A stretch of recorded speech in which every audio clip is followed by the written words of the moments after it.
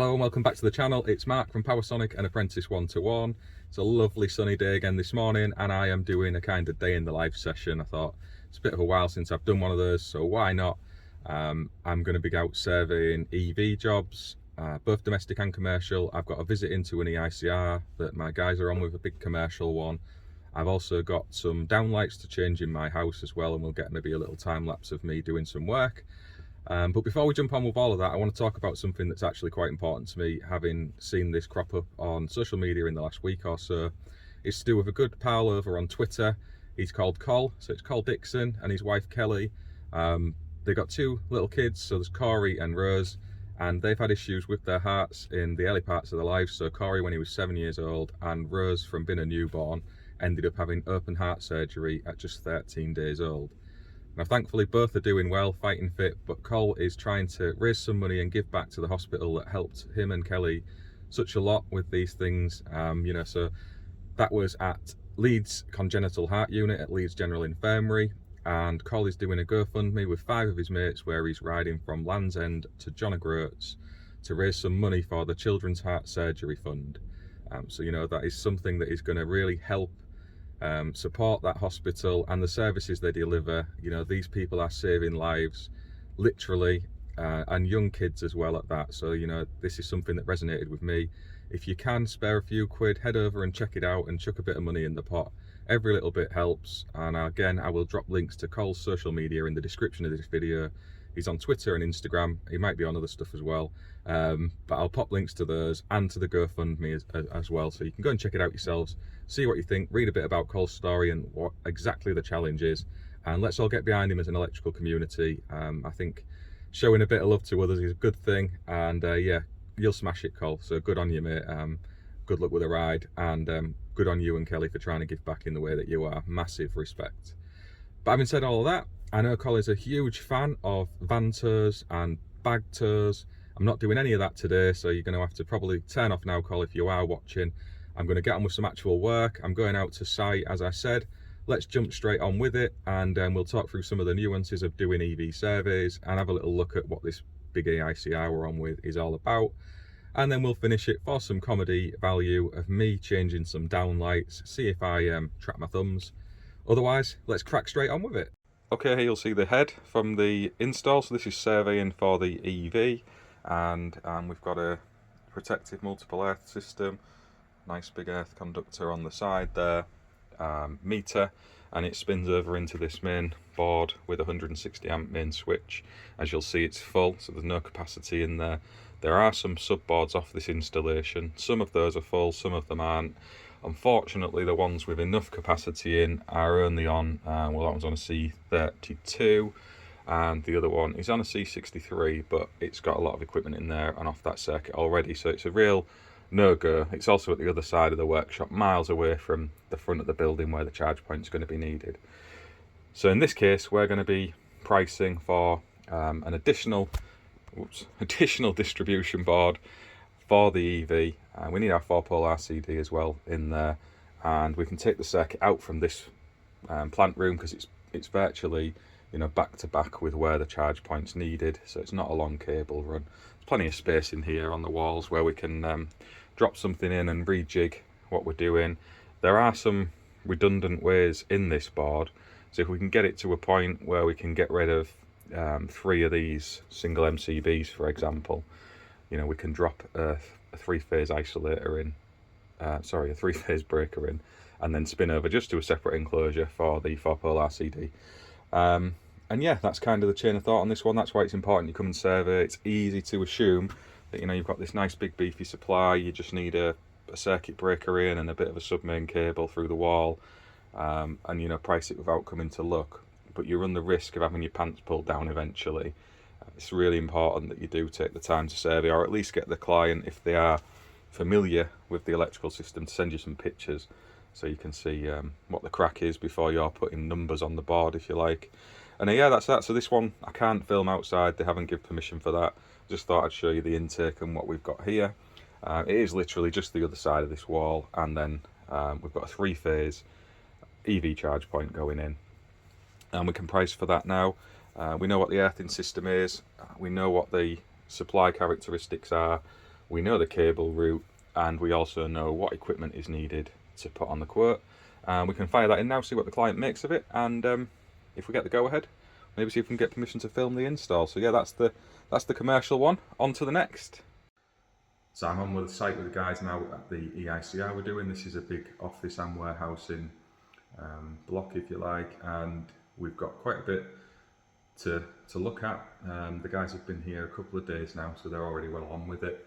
I'm going to dive in and see if I can help out with a little bit while I've got an hour on site.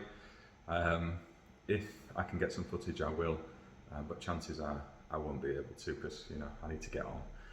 I don't have a camera crew, but if there's something interesting that crops up while I'm doing some of the inspection or testing, there is a circuit I am here to look at that's to do with the data, the shutting down all of the IT, so we can have a little look in there, and I wanted to be on site while we're doing that.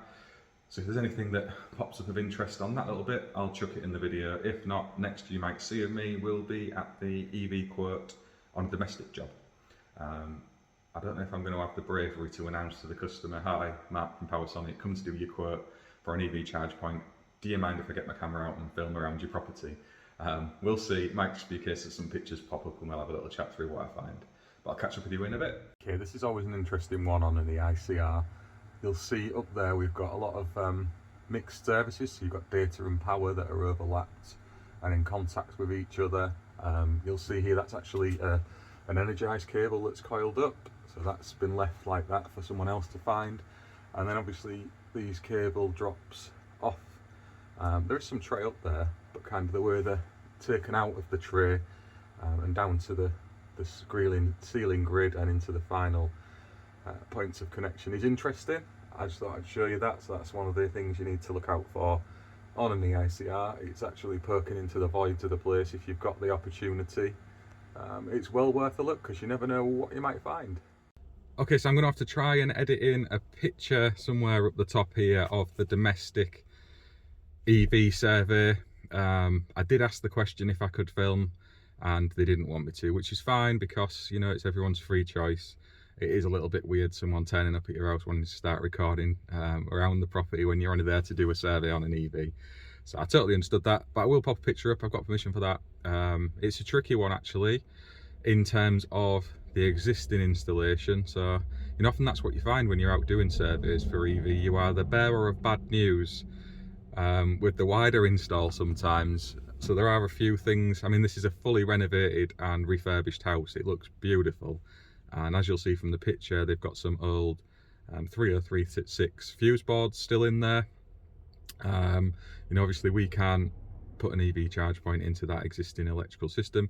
We could quite easily stick a little subboard in just for the EV, and I did make that suggestion if they didn't want to interfere with the rest of the electrics. That'd be quite straightforward. There's already a set of Henleys in there, so we could position a little consumer unit with an SPD and the protective device we need. The actual installation of the charge point itself is relatively straightforward. It's going almost back to back with the meter and intake just through that wall, which is down the side of the house out of sight. I have spec'd for a hypervolt because there's no lighting down there. It's sort of behind a bush. They wanted it out the way, and I thought in the winter nights it kind of might be helpful to have a little bit of lighting in and around that. So we've recommended a hypervolt, even though no one's really going to get to look at it very often. So yeah, there's that. And the lady actually said she would prefer for us to price to change those fuse boxes for consumer units after we have done an EICR, because obviously we don't know anything about this electrical system, and just simply chucking RCBOs at it is never a smart move in my experience. So we've got that to look at as well. Fortunately, she was pretty understanding of what I was saying, and accepted the recommendations that I was making. Sometimes that's a hard sell with people. They just think you're trying to make more money out of them.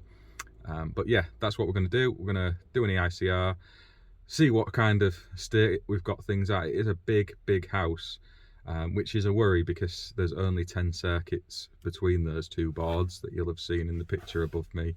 I would have hoped they would be more based on what I've seen the kitchens like and around the rest of the place. There's actually summer house and garage as well, garage that's got power to it.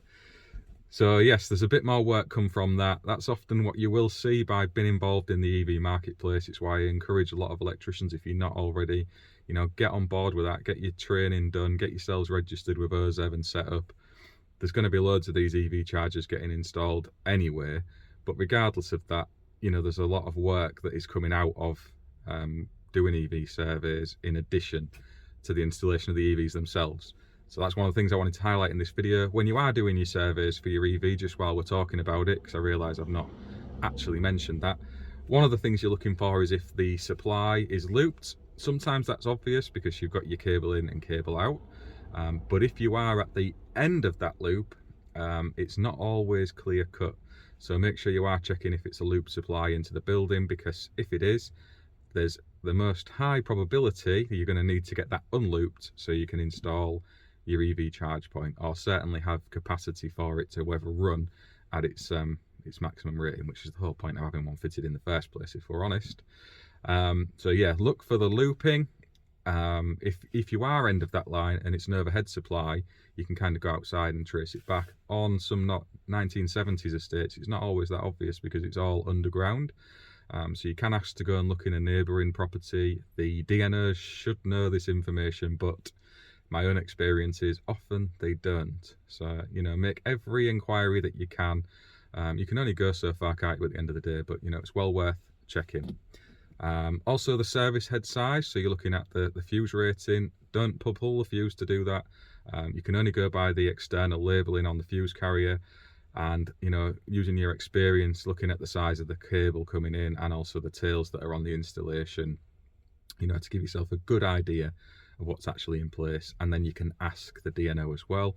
Again, they should have records and information, but often they don't. In this case, we had 100 amp fuse. The service cable coming in was of a reasonable size to expect that is likely what's there. And yeah, the load on the property itself you need to take into account. So if you've already got things like hot tubs or swimming pools, saunas, big electric heating systems, so if they happen to have air source heat pumps, for example, that's all a factor when you come into the conclusion of if an EV charge point is going to be okay on that single phase head. And again, in this case it was. So you're kind of looking at what the final circuits are doing, looking at what the incoming supply looks like, what the actual rating of the fuse is, and then of course the earthing system as well. So you need to check that all your bonding's in place, that you've got the appropriate earth for a TN or a TT system based on whatever it is you come across. You can also gather some customer information as well if they're looking for the OZEV grant. So if you're wanting to get ahead of the curve on that, you can get a vehicle registration number, for example, and you can get the MPAN number as well for the electricity supply, because you need all of that in your paperwork, and obviously all of the customers' normal details. We usually leave that until the point that they're actually in a position to make an order, because that's information the customer can easily supply to you. But I know some contractors like to pick that up at the point of survey, so there's that one as well. With the commercial surveys, I kind of went through it while we were in the plant room. It's similar in a lot of ways, but obviously you've got the added issue of what equipment is in use within some of these commercial buildings. Some of them can have massive machinery in there that can impact and what's going on within the electrical system. So you've got all of that to take into account, and also with the knowledge that you are most likely going to need a 4-pole RCD in there as well, which would need a separate enclosure. And then you're sizing your cable based sometimes on quite long runs, so you've always got that as a factor. Our personal preference is to always go out and survey in person. You can sometimes do it from images, and we did have a go at that through COVID. It kind of stuck around a bit actually after that to try and limit environmental damage and be green and things, and it is possible if you've got a willing customer who you are happy providing you with accurate information, so they can send you pictures of the consumer unit and metering and service head, the proposed location of where the EV charge point's going, and an estimation of the the length of distance, and then some sort of suggestion as to what the cable route is. But often if you've got a consumer unit in the middle of a property, you can't beat boots on the ground just to make sure you know exactly what you're pricing up against. And it's the same with commercial. It's all right that they might say, oh yeah, I've got a DB, there's loads of spares in it, blah blah blah, and it's just through the wall, and you think, oh easy, I'll just price that without going. And then you get there and you see that they're actually on a 100 amp service head, and they've already got loads of three-phase machinery in use throughout the whole day. And yeah, there's other work that might be needed, or their estimation of the just through the wall to an EV charge point is actually, you know, 50 meters down a warehouse and then through a wall. So, you know, factor all of that in. Don't want to be teaching anyone to suck eggs here, but I do realise that a lot of people who follow my channel are apprentices, which is why I sometimes break this down in the way that I do. We can go now and have a look at me in my kitchen. So as I mentioned at the start of this video, I have had a couple of spotlights fail, and you know, I think they've given good service life actually for the time that they've been on. They are on most evenings, and also the length of time that they've been in. Got no complaints with them. But I did see on the CEF website when I was browsing the other day that they've got some new Fusion downlights. They look really good value, and they have the added benefit that you get 3 colour tones on them that are adjustable from under the bezel, so it's really simple for the occupiers to do. So I thought I'd stick them in at my gaff, see how they go, see the dimming range on them, how easy they are to install, and yeah, we can get a bit of experience on the service life. I'm not going to sit and wait 5 years until I start installing them, but you know, usually you get a rough idea within a couple of weeks as to what the prospects are. We all know what it's like with LED lamps. I think we've all been there and got that nightmare t-shirt where you've installed a certain LED product from somewhere or other, and then you find out through the course of going back to change them all under warranty that actually that wasn't very good. So yeah, I'm a little bit nervous sometimes with a new LED product, but I'll show you me installing it. You can have a look at that, see what you think, and yeah, I'll maybe close the video out during that segment, or there'll be another little piece afterwards. Oh, while I remember, Laura, my good lady, has messaged to say that the washing machine is leaking through its door seal, and as an electrician I should be more than capable of fitting a new door seal on a washing machine and getting that back working for her. So yeah, I don't know quite why that happens to us in trades. I don't think it's just as electricians. I think anyone who's in the trades, you know, you'll have your friends, family, even the other occupiers of where you live, reckoning on that you can fix absolutely everything, you know, from leaking toilet to, I don't know, tiles on the roof and everything in between, and any appliance that is in there. You know, you're the first port of call. So I'm sure I'm going to have lots of swearing and cursing and getting annoyed with that, because I know that washing machine door seals are an absolute pain in the ass. You have to get those stupid spring steel bloody seals off the rubber. There's usually one on the front and the inner, so yeah, that's going to be lots and lots of fun. Anyway, let's press on.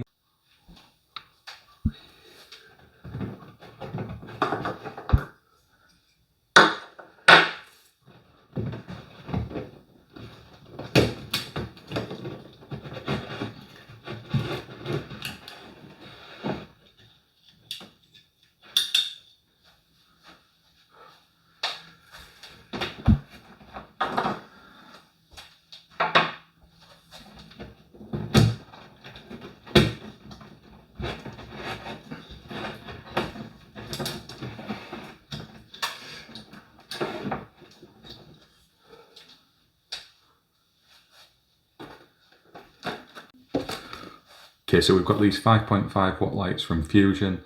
These are tricolour rated, so they do warm white, cool white and daylight white.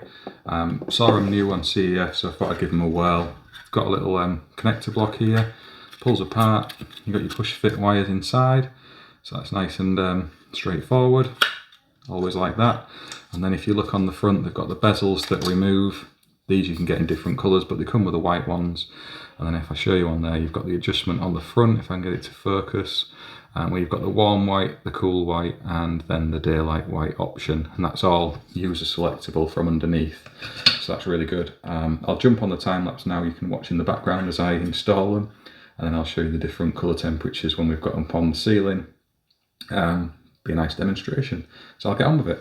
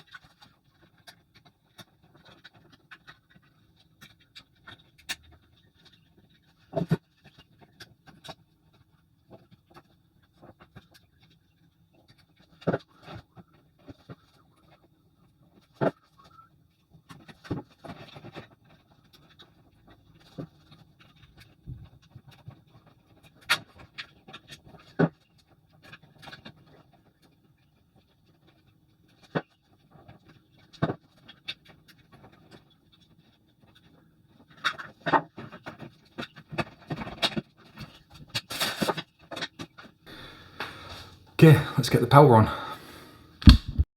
And there we go, up on the ceiling. So they're both in and working. I've not put the bezels on yet. I thought we'd run through the box a little bit as well. If I come into the light, I can show you a bit better. So these are the 5.5 watt from Fusion. Again, got these from CEF, about 10 quid. You've got the 3 colour tones on there, and they're up to 500 lumens. They are dimmable as well.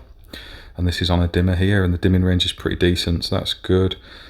You've got your warm white, cool light white, daylight white, up to 25,000 hours.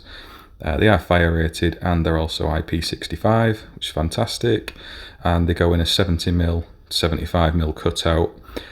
Really easy to connect. You'll have seen me on the video there. Even with my fat hands at 9 o'clock at night, I've got that done pretty quickly and simply. Yeah, nice little solution. Before we go installing these in customers' houses, I want to give them a try in my own place and just see exactly what they're like. The price point is very, and the main feature is you can flip through the colour codes. So if I do that there, look, that's the daylight white. You might have seen that going a bit bluer. You've got your cool white and then your warm white. If I set them onto the daylight white and then step back, you might see a bit of a difference. So I don't know if that comes across on camera. We'll hold it there, and then I'll go and swap them to the warm white just so you can see the difference. It sometimes is a useful bit of info. You can see there it's less blue, a little bit more natural colours. I tend to leave them on daylight, to be fair, just because it's at the midpoint and people are likely to be happy enough with that. But as I said, with these being user adjustable, brilliant for sticking them in people's houses, isn't it? Because you don't need to go around swapping fittings when they decide, actually, I don't like warm white or cool white. Just to speak about the Aurora N lights, so these are the E8s. One of them had failed, been in quite some time, so there's no real complaint. It's lifespan, and these lights are used a lot. They tend to be in our kitchen most evenings. So yeah, got no issue with them. We'll see how the Fusions fare. I'll report back in due course. I hope you found that mildly entertaining. And yeah, a couple of spotlights. Actually saw me doing some graft. So we've got a care package going out to a college today. This is all boxed up, ready to ship off. We've got 2 of the MFT EICRs from TIS that have kindly been donated by Steve and his team. We've got some lockout kits that I had left over from Malcolm and Vanessa from Super Rod and Klein. And we've also got a Mega 1731 that's been donated in to Apprentice 121 to pass on to a college to help them give learners hands-on experience of modern multifunction test instruments. So this is what Apprentice 121 is all about. It's what goes on in the background most days. There's tools exchanged, jobs passed over, and it's all still really exciting, still going on every day.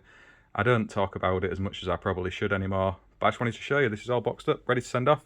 I've got a few of the little giveaways that I need to get posted out as well, so apologies to people who are still waiting on those. I'm on it now, and I'll get them out to you by the end of today. So yeah, let's keep going. So just in case I don't film a little end section from the spotlight changing, I'll do that now. Thank you all for watching. If you haven't already, please subscribe to the channel. Thumbs up, thumbs down if you like or don't like the content. It helps me put stuff together that is useful to anyone watching.